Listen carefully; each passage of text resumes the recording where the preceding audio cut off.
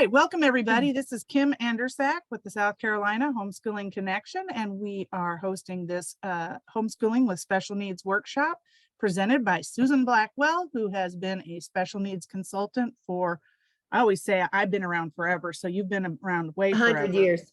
With so much experience to offer advice and resources for those of us who are doing this homeschool thing with learning differences. And so we're excited to have you. Thank you for coming. I'm going to turn it over to you, Miss Susan. Okay, thank you for having me, and I appreciate those of you who are attending. My kudos to you for homeschooling any child, but especially the children that have special needs, because your job, it might be a little harder than the normal child, if there is such a thing. First, I'm going to, the first slide, I'll show a picture of Kayla and I. This is my special needs child. I'm going to tell you a little bit about myself. I did go to college to become a teacher. Always wanted to be a teacher. So I taught in a private school for 5 years, and then I started having children. So I homeschooled for 18 years with 3 children. And I have been a consultant since 2006. Now I've worked for the second option, but I also have recently, well, I guess the last 10 years, have been consulting anybody in any option, even in public schools. And I'm getting calls from crazy places that I never thought could hear of me, but here I am. My oldest child has a master's degree in human services, and she works for the state of South Carolina in BabyNet. And my son has a bachelor's degree in youth ministry, and he works in Ohio at a Christian school as an IT guy, and he also works part-time for Apple. But none of that helps me with the computer. Just because you have a child who does that, just let you know. I wanted you to know a little bit about who I am. But now Kayla, the picture you see there, she's just turned 30 years old. And homeschooling her was quite the task because she's nonverbal. And mentally, she's between a 3 and 4 year old. And so she's a 24/7 kind of gal that has to have complete attention. And we call her the queen of this house because she is. I mean, we do everything she says. So I have experience with working with children with dyslexia, dysgraphia, ADHD, other vision problems besides dyslexia, just all kinds of things, shaken baby syndrome, just whatever I can help with, I'm willing to do. All right, next slide. Today, we're going to start off talking about the advantages to homeschooling special needs child. And I know that some of you have been, this is your first year maybe, and you're in a month into it, or a month and a half into it, and you're starting to think, what in the world have I done? But I'm here to remind you that you do have advantages and that you need to write them down, because some days you might not want to homeschool anymore, like I did one time when I called my husband and said, I quit, and I slammed the phone down. But of course, I did not want him to come home and do it. I knew he wouldn't do it right. I wanted to do it. I just wanted to know, somebody to know that I was having a bad day. But with homeschooling special needs students, there's flexibility, and you have time frames. My oldest daughter had adrenal gland issues, and she couldn't do anything in the morning till the 10. A reflection of him. That's what? Oh, what do you mean no reflection? There's no reflection of them either. The woman is kind of a reflection.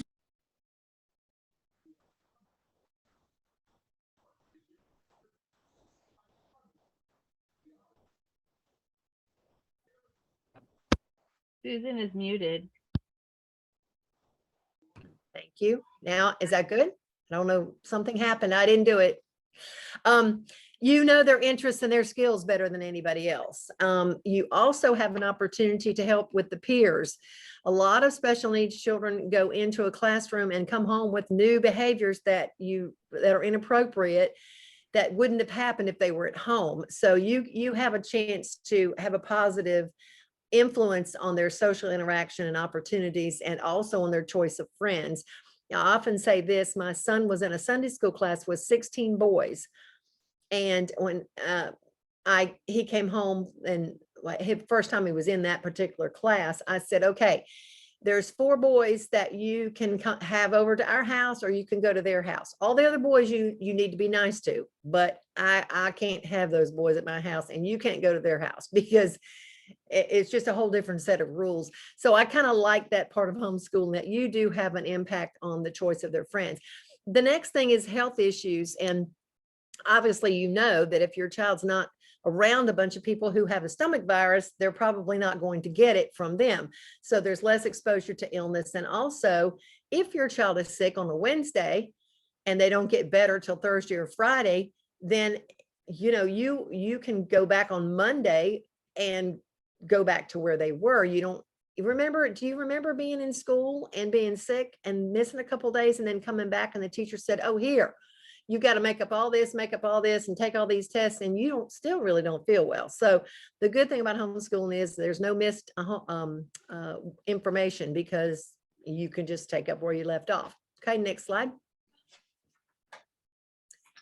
Okay, some more benefits. Participation in everyday activities with all age groups. And this is really important, because I think kids need to be around grandparents and siblings, and they'll imitate good behaviors from older adults and that kind of thing. So if it's not appropriate for them to do something that they annoy you with, you can say, see, your brother doesn't do that. You're not allowed to do that. That's not nice. And the next thing is settings, and that is you're involved in the observation and imitation, or they are involved in the appropriate behaviors, as I mentioned before. Also, there's immediate feedback. Remember, if your child has ever been in school, how they can come home with a paper that's got several things wrong on it, and no one corrected it, and you're looking at it saying, oh my goodness, he did the same things in problems 3 through 10. And if I could have been there, I could have stopped him and retaught it. So you're right there to do the feedback. And also that goes with behaviors. I mean, if you've got a child who is not behaving appropriately, you can stop it right there and correct it. The next thing is the knowledge of the strengths and weaknesses, likes and dislikes. You've got firsthand knowledge of that. It doesn't matter how excellent the teacher is at school. She doesn't know your child like you do. So of course that's a real benefit.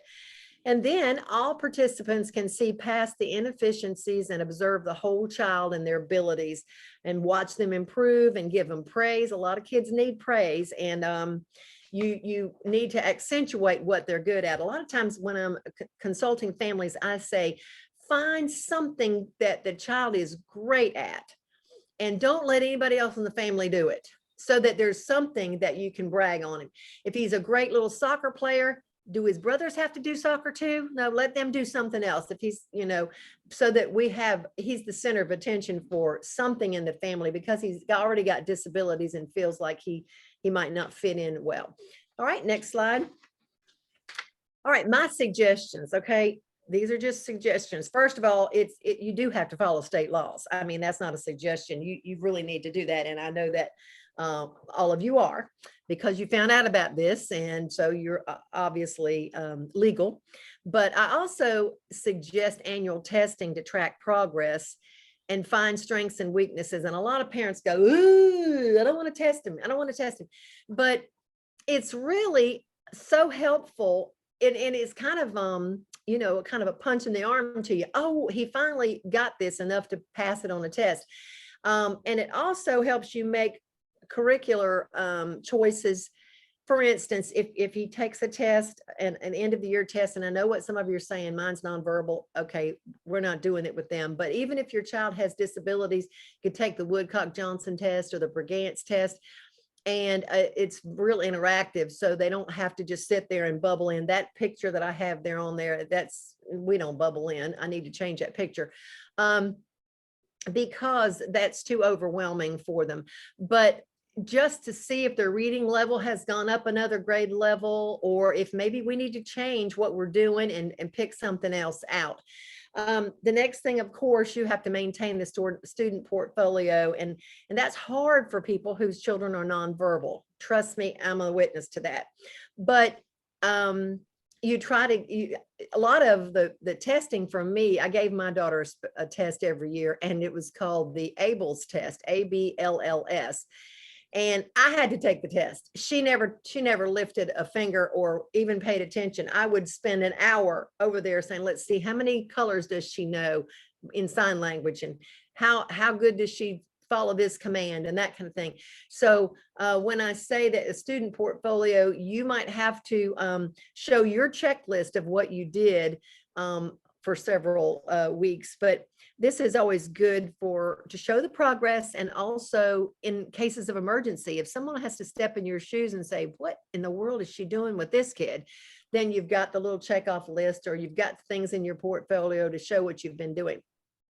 Also, the report cards, record keeping by report cards, attendance and transcripts. Of course, you don't have to do report cards, but for special needs children, especially, don't worry about A, B, C, or a numeric grade until high school if they're working for credits. But you could do M for making progress, S for satisfactory. If the other kids are getting a little report card that you've made and they need a report card, make them one. We'll figure that out. Okay, next slide. Questions that you need to think about. And some of you are already into it, but you need to write down your reasons. Why do you want to do this? Because as I said, there will come a cold day in February if it hasn't already come in September. As to what was I thinking? Can I possibly do this? This is asking too much of me. So we're going to go over these things. What type of learner you have, what your goals are, what are your strengths and weaknesses? I mean, are you going to need help? Do you need a tutor? Do you need other assistance? And do you have to do all the teaching? I'll be covering that. And then does my child need therapy? And of course, with that question, if your child has been prescribed therapy through the pediatrician or any other doctor, I say get it for them as best you can. I have sources for you if you can't find therapy. Public schools are supposed to, excuse me, under the IDEA law, they are supposed to give therapy. They should be able to do psychological testing and all sorts of things for your children. It kind of depends on the school and the attitude they have as to whether or not I would recommend that you do that. A lot of homeschooled kids get pushed till the late afternoon because the therapies have to be given so that early in the morning to the children that are there, so they can get them on the bus by 2:30 or whatever crazy time they let out. So sometimes they'll push you to the afternoon, and if your child is done, and I mean not going to cooperate after lunchtime, then that's not going to work for you. So and if they have Medicaid, there's private services available and other things that I could recommend for that. All right, next slide. Your reasons to homeschool this child. The first one is individual reasons. Some people want a Christian worldview. Some people want them out of the counterculture. Some people's children are homebound and they feel like their child is not getting enough help because the homebound teacher comes once a week and gives them a half-hour worth of work, and the students need more than that. The second reason might be physical. Maybe they have a visual impairment. I had a boy one time who had shaken baby syndrome, and his grandmother was raising him due to this, and he was in a wheelchair, and he had been homeschooling, but she thought maybe he would be better off in high school doing real school, they call it public school, which is probably not real school all the time. But anyway, he started getting bed sores on his, I guess you call them bed sores, on his hips from sitting in the wheelchair all day long. So the doctor said, why did you take him out of homeschooling? He needs to be sitting on the couch and laying on the bed and in different positions. So that's why he needed to be homeschooled. Also, maybe if your child is dyslexic, the classes move too fast. And that might be true in some of the co-ops.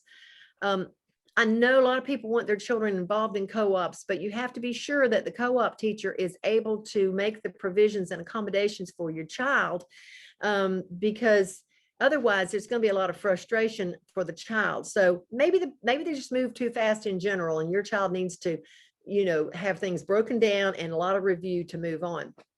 And the next reason is emotional. Maybe your child has been bullied in public school. Maybe there's been a family crisis, and they just need to be home around loved ones. Behavioral is another one. Maybe they act out around other people, and maybe they need one-on-one instruction. Maybe, like I said before, they need a lot of breaks. The boy I saw yesterday, his mom had to say, take my hand, and he squeezed it real hard. And this is in the middle of my testing, and so he squeezed it real hard. And then she said, take a deep breath. And then he was okay. And we could do a few more steps. Maybe it's environmental, which is the last one. Some kids stem from fluorescent lights, and that they're stemming so much they can't pay attention to what's going on in the classroom. Maybe they're just highly distracted, and ADHD would make them watch Johnny over here, who's just tapping his pencil, and nobody else seems to notice, but it drives your kid crazy and they can't pay attention. All right, the next slide. Knowing your students' learning style. And this is I wish I would have thought this through when I was homeschooling. I didn't give much thought to it. I thought, you're going to learn it the way I'm teaching it, and that's the way it's going to be. Well, it didn't work out so well with my son, but because I think my daughter learns the same way I do, but my son did not. So their learning style, maybe they're auditory. Does he read aloud? Does he talk to himself? Does he want music playing while he's studying? Now, to me, that would just drive me crazy, but I've had plenty of students who parents come in and say, can they have their earbuds in while they're taking their test? Well, as long as they can hear what I'm saying, I guess it's okay, whatever they're used to. The second way is visually. Does he like to take notes or draw pictures during the lesson? Do they remember the written information? Maybe they close their eyes when they're recalling something. That means they're a visual learner. Of course, the kinesthetic learner is he's moving, he's touching, he needs activity. He also needs frequent breaks, and he needs some manipulatives. He can't just count 2 + 2 when you're first introducing addition or subtraction. He's got to have things that he can add to or take away from. So then you might have a child that has a combination. Maybe he learns several different ways. So if you have a kinesthetic learner, he also says, like, show me, or maybe he taps his hand and foot while he's listening. My daughter, the youngest one that's special needs, she has such sensory problems. She cannot look at me while I'm talking to her. I know it's hard to look at this old gray mare, but if I'll say, you need to listen, and I'll put an L here by my ear and listen, because she's nonverbal, but she can hear. And she'll turn her head and pull her ear like I'm listening, but she cannot look, because that's 2 senses that are going on, and she cannot make the connection of anything I'm saying if she has to do 2. When I used to try to get her to write her name, which never happened in 30 years, she would hold the pen like this and put it on her paper and then look away. It's to make her letter. And so she just was overloaded with sensory issues. So that was a real chore. Okay. Next slide, please. Your goals and objectives. Maybe it's to build character, teaching them good citizenship. Maybe you want to shape them for what God has in store for them, and you want to find their talents and equip them. Maybe you definitely need to set your long-term goals and say, okay, I don't know how long I'm going to do this, but if I do this for the next 2 years, then I plan to get them through Algebra 1, depending on the age and whatever. Your diploma types are long-term goals, and you might be too far from that to discuss it. I don't know. We've got several people that are all over the place, so I don't know if you got high schoolers or elementary school kids, but for their transcript, are they working toward a college preparatory transcript? Some students, including my own children, my daughter who has a master's degree, did not get a college preparatory diploma. Does that shock you? Well, she says, Mom, I stink at math. Okay, those are her words. And I stink at math too. She got that from me. So we got through Algebra 1 and we were able to get like a technical vocational diploma, but most colleges wanted her to have Algebra 2, geometry. There's no way she could do it. So she went to a private Christian college, And she didn't have any problems. Guess what? In 4 years, plus in the year of her master's degree, she never had one math course, not one for her human services master's degree. So my son didn't get up college prep, but he went to college, he got a 4-year degree, but he did not want to do that track because he said, I can't hardly do my English. I cannot possibly take a foreign language. Well, then we ended up giving him some sign language courses, but he said, and I just don't want to do chemistry. I just don't think I'm cut out for that. So I kind of listened to them. I mean, they don't always get their way, but I listened to them by the time they were 10th and 11th grade. And I realized what strengths and weaknesses they had. So they both got more or less a technical vocational diploma, but they were able to get in to the private Christian colleges. They went to 2 different ones. And honestly, you know, they took the SAT and the ACT, and that's what the school required. And if you look at the requirements of the college, that'll help you know, oh, I don't think they can go straight to that one. It's a possibility they could go to a technical college and then into a 4-year, but you need to start planning those kind of things when it's time. There's also a certificate of attendance. Whoops, I forgot the vocational. I got to go back to that. The vocational transcript would be for those who are reading and doing math between like the 4th and 6th grade levels. I know there's kids that say, all I want to do is work anyway, so I don't care. I'm not going to do all that.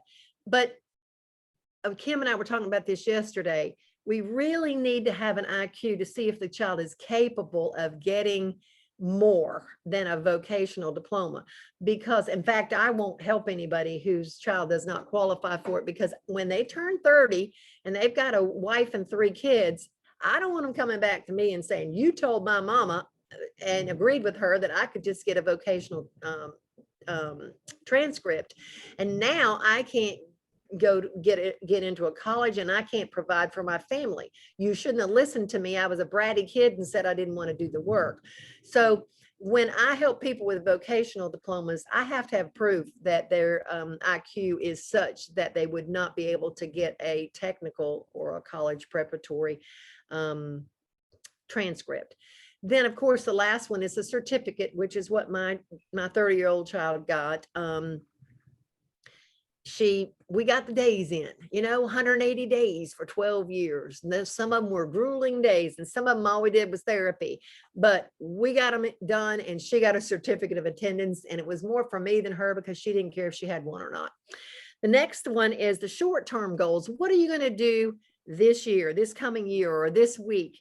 And how are you going to help them achieve success? And I know some of you are working with nonverbal children, and so it's really hard. But I'll tell you that I've kept all my records for her in the attic. My other kids, I burnt them pretty much, except for the poems they wrote about me. When my kids got diplomas, I cleaned my attic out, except for this child with special needs, because it still means a lot to me. I had notebooks where I had my charts of what she was working on, her goals and things. And it's real encouraging me to this day to know that there were days that the light came on and she was able to do the sign for cat. I was trying to teach her, she could not say cat. So we showed her the word, showed her the picture, and tried to show her the sign. And the day that I was supposedly teaching science, I went outside to talk about the weather and said, oh, look, Kayla, there's a cloud. And she would just go, let me back in the house, and I did my job. I taught her. Okay. So 5 years of that. I mean, I'd be going down the road and say, look, Kayla, there's a white cloud. And she would just act like she was, on the beach or somewhere. She was not paying attention to me. But one day I went to a restaurant with a friend of mine, and she kept tapping me on the shoulder. Kayla kept pointing out the other direction. And I said, there's nobody in here we know. You need to eat your food and stop, because I was trying to talk to my friend. And so she still kept doing it. And I put my fork down and said, you need to stop. And she put her hand down and she went, oh, and then she went like this. And I could not eat the rest of my meal. I cried because For 5 years, I've been teaching her about clouds, and she looked outside and was telling me it was getting cloudy outside. I mean, that was a day of rejoicing. Now, she was probably 15 years old, but that was an accomplishment. And I told the lady across from me, she said, "Why are you crying?" I'm like, "Because I've been teaching this for all these years, and she finally understands what a cloud is. I didn't know she ever did." So there's things that happen that you forget about if you don't keep a record of them, that'll encourage you that this is the right thing to do. So you know, we want to get the basic skills in and things that are important to them. And you know, your short-term goals are just that.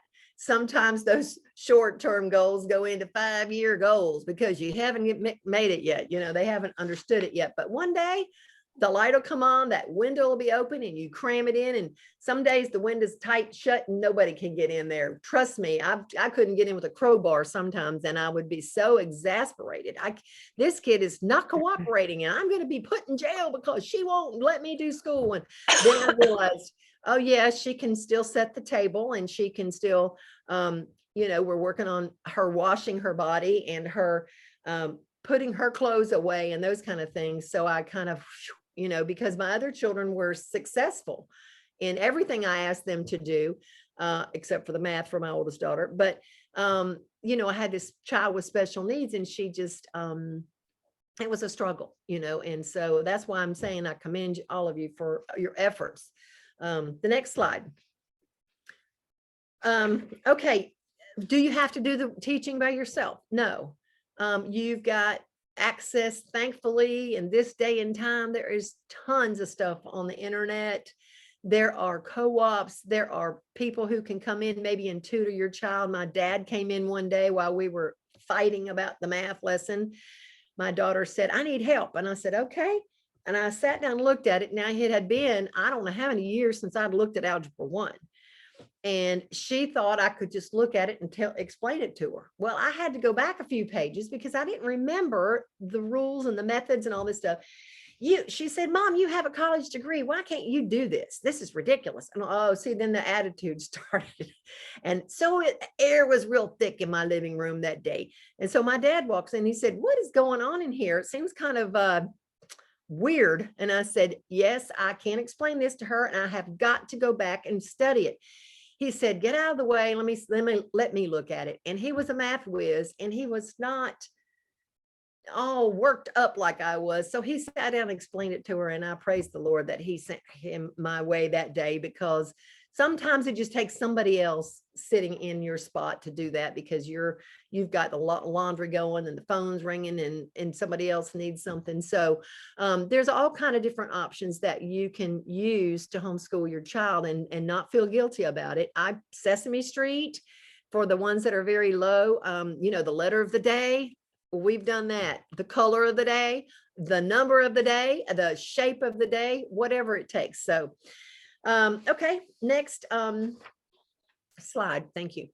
Now, let's talk a little bit about psychological testing. A lot of people shy away from that. My own brother-in-law said to my sister, I don't want them messing with his brain. He can't have a psychological evaluation." And I said, "Oh, for goodness sake, this is an educational, psychological, not a psychiatric test." And it provides the information that you need for resources, support, and assistance.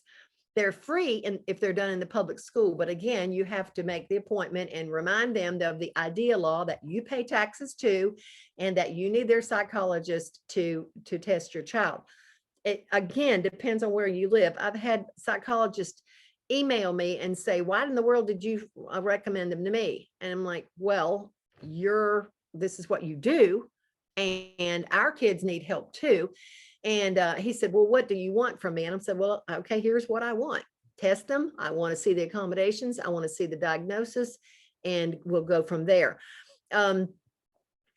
If your child has dyslexia, which now is called a visual learning disability or visual processing disorder, then we kind of need to know that, so that the accommodation for having books read to them and all sorts of things can be you're doing that, I'm sure, at home. A lot of us are already doing the accommodations, but it's really nice to have it written down on a legal document that the child needs these things and they're getting the accommodations, so that when they go to take the college board tests, if they're able to do that, or if they go to a technical college or somewhere, all of these things follow them. And it's a good idea to start like about 4th grade, getting a psychological evaluation, because there's a paper trail. When you ask for accommodations on the SAT, ACT, college board place that says, disabilities and accommodations, they ask you, when was your child diagnosed? Well, it's going to look funny if you did it 4 months before they got ready to take the test. So it's better to go ahead and have it done. So it also gives credibility, as I just mentioned, for requests for accommodations through high school, annual testing, and college. And it also provides adequate explanations to well-meaning family and friends. There's always that family member that says, well, I don't think there's anything wrong with him. I just don't think you should be doing it. Or he has so many diagnoses that he needs to go to public school because you don't know what you're doing. So you hand him the psychological and say, here, read this, and then get back with me. I've had to do that a few times, and it's sad, but but for the grace of God, we might be the same way, because if we didn't have special needs children, we wouldn't understand it. But you just need to have that kind of in your arsenal. It's great for the future as well. Just never lose it, because you always need that first one. And then I do recommend that if your child's getting ready for high school and you're not sure what diploma track or transcript track to put him on, that you get one done, because it'll just help you guide your child better. And if you have Medicaid or TRICARE insurance, then I can help you get it free with somebody I know, or some resources throughout the state. I can't say which one because it depends on where you live. And then I also recommend the public school here in my school district. They're real easy to work with, and they do not try to talk you out of homeschooling because you do the psychological testing. So, and then I have some other people who I know of that may do it for a cheaper rate. And also recently I've been told of if you think your child has autism, of a place in Athens, Georgia. So, you have to contact me about that depending on where you live. Okay, next slide.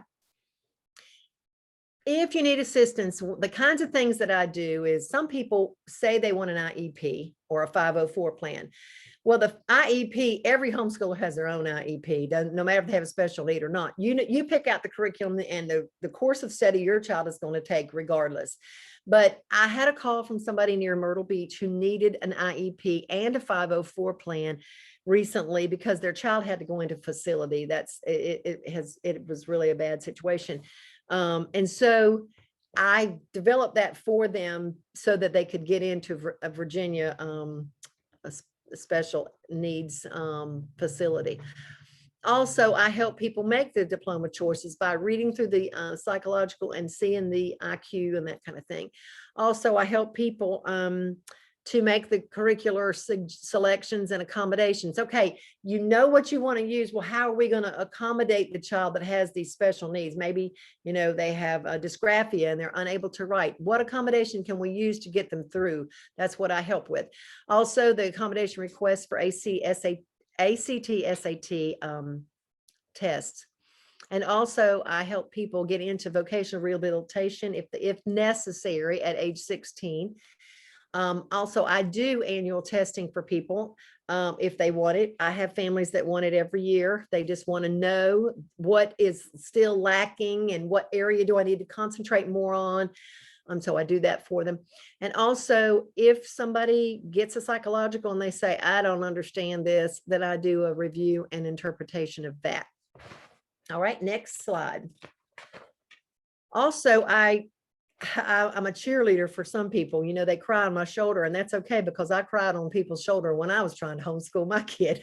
So that's what I'm here for. And also, the personalized course of study, which is like an IEP, but we don't call it that. We don't need to call it that. And also I help people with flexible grading and grade levels, as I mentioned before, M for making progress and that kind of thing. And somebody asked, I think on one of the questions about grade levels, my daughter was in 12th grade, but I subscripted that with a K because I'm not trying to fool anybody. She was still working on kindergarten level or maybe PK. But I have had kids that I've tested and they're going into 8th grade, but they're working on a 5th grade level or a 3rd grade level or whatever. So I usually tell the parent to write down the grade level and then subscript it with the actual grade they're working on. You do not want to hold them in the 3rd grade for 18 years. Okay, you just don't want to do that. For one reason, they go to youth group and stuff, they need to be moving on up. Excuse me. But it just kind of helps you remember, this is the grade level I'm working on, and this is where they are. And a lot of kids I test are kind of all over the place. So we kind of take an average of the reading and the math scores and figure out then about where they're working. Also, I help people with guardianship or supported decision making. And that's kind of a unknown thing for some of you, but those of you who have children who are very low and need to have a guardian when they're 18, like my husband and I are my child's guardians now. We went to court and sat there, and it was real official, and she didn't care where she was just wanting to get out and go home. But the judge declared us guardians of her when she turned 18, and we all also happen to be her parents, but we make all the decisions for her, health-wise, money-wise, every which way. Some people choose to do conservatorships, and I can give information about all of that. But in my case, it had to be guardianship. And then I talk to people about respite. How do you get a break? There's long waiting lists in South Carolina right now for some of the waivers, but there are still other ways to get you a break if you can find somebody that'll come and sit and you can pay them. And then I also help people get personal care assistance. I personally get 107 hours a month respite for Kayla. That's how bad she is, not bad, but how low functioning she is what I mean to say. And then I get 33 hours a week of personal care assistance for her, someone to come in and help give her a bath and, change her sheets and fix her a little something to eat and that kind of thing. So I can help you with all of those different avenues. Some of that's not dealing with homeschooling, but I wished somebody would have told me some of this when I was coming along, and it took me a while to find it out because everything I found out was in a doctor's office, in a waiting room with other parents who said, oh, she could be getting those pull-ups for free. Oh, I didn't know that, so I just share everything I can with you while I've got your attention. And planning for the future, special needs trusts are real important because if anybody dies and leaves your child some money, then there goes your Medicaid. And if you have a special needs trust fund, that won't happen. So next slide gives my information, how to get a hold of me, my phone number, my website, my email address. And now I'm ready to take questions. That was awesome. I learned a lot too. So I can